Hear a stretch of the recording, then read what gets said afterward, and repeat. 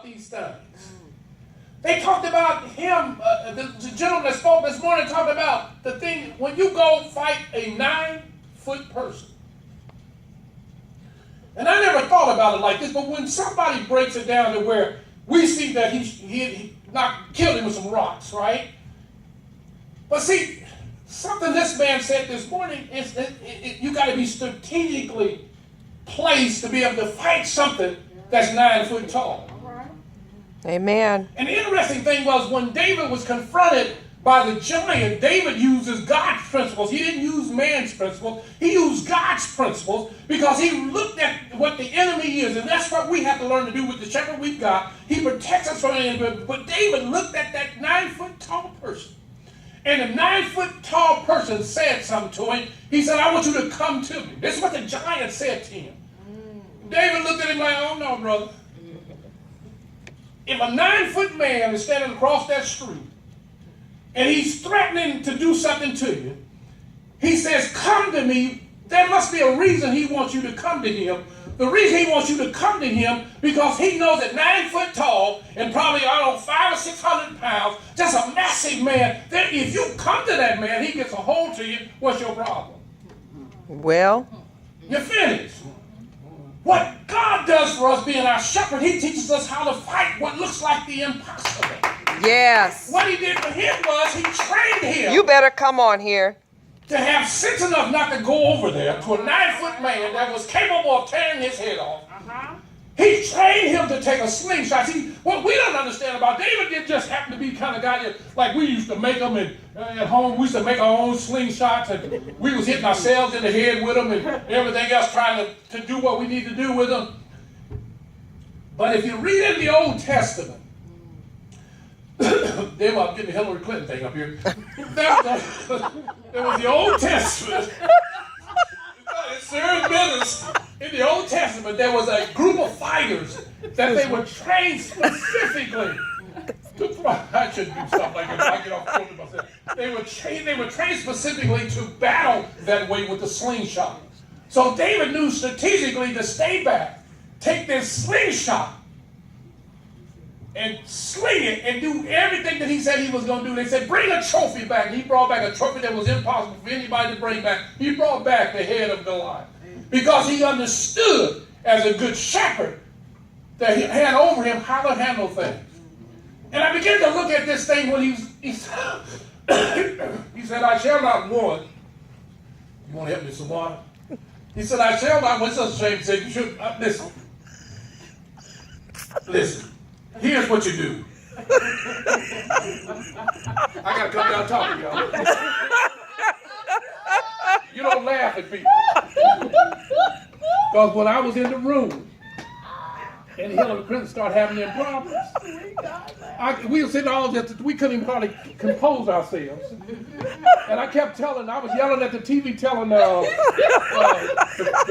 the vice president run up. I said, man, get up and grab the mic and help that woman so she can get herself back together. Oh, Lord. And I said, so my daddy used to always smell his food and make fun of this man because the man the next thing my daddy was smelling his food. You don't make fun of people because you're going to get put in a position where that stuff might come back to see you.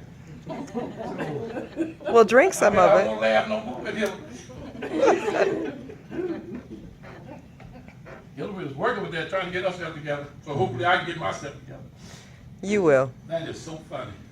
It's funny to y'all, baby, not to me, because I'm sitting up here going, come on now, clear up. It looked like the harder you try to clear up, the worse it was getting. So I was feeling her at that moment because I've had to speak it, I had to do this. But here we go. When he says he maketh me to lie down in green pastures, here's our problem. We want to make the pastor.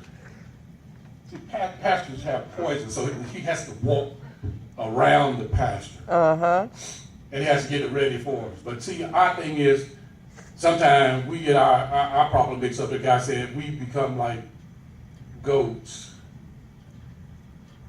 Anybody know the difference between the sheep and the goats? Anybody know the difference? You know? Well, basically. Somebody got to help me. I just if I say you know the difference between sheep and goats, y'all gonna look like Goats are hard-headed. Sheep are just kind of mild and they'll follow you. But right, as Sister Claudia said, goats will fight you. And one preacher said it. He said the problem with goats is they like to butt. Mm-hmm. So it's kind of like people. You talking about we need to go call it, but they always say but. You get it? Yeah. We need to praise God with His highest, but we always say but. Mm-hmm. So the way you can tell in the congregation which people are sheep and which one are goats is you watch the ones that always, when you say something, they go, either they're meek and they follow, or they go, but. You get it? So that's a problem. Sheep and goats. Now, after David got it together, now David, let's look at some of the, can anybody tell me some of the things that David did? David, for example, killed a man, took his wife, Mm-hmm. had a child, and God took the child. This is David now saying that the Lord is my shepherd. Then he uses a thing, and in the latter part of that is he said, I shall not want. Mm-hmm. See, if I gotta have a shepherd, that's the kind of shepherd I want, a shepherd that I understand, that no matter how I live and what I've done, he still loves me. Amen. You know, I'm kind of like, I think when you start looking at David and you have to eventually start looking at your own life, you have to look at it that I have a shepherd now who cares so much for me that no matter what I've done in my past has the power to give me all that I need. Amen. She talked about that car, for example. I'm telling her, I said, we have to be careful what we say.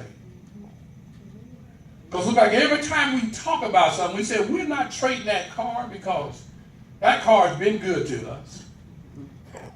We said that just before we shut it down and went in the house for a late out for a nap. Get up the next day and the car doesn't.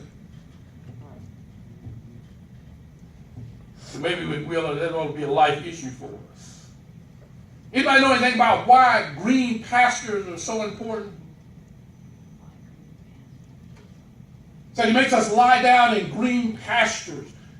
Peaceful.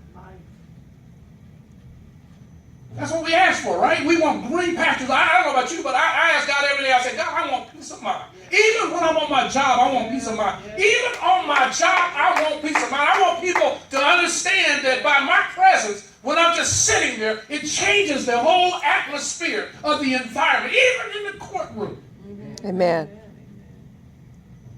I've been some of the judges, sometimes they do some of the stuff I do. Sometimes I'll be standing back there where the camera can't see me. I just sometimes just go into a praise down there because I want God. I said, God, I want you to come through this place and give not just peace to me, but give peace and understanding to those that really don't know who you are. Peace in this place. Yes, God. I don't know if you know when you're in an environment that I'm not saying the courthouse is evil, but I'm saying the environment that comes to that place makes that sometimes an evil environment that if Christians wasn't there, we can imagine what would happen. Amen. You think it's bad now. I'm glad for green pastures. David, when he makes this statement, he restores my soul. I don't know about how many of you have never, I always tell people,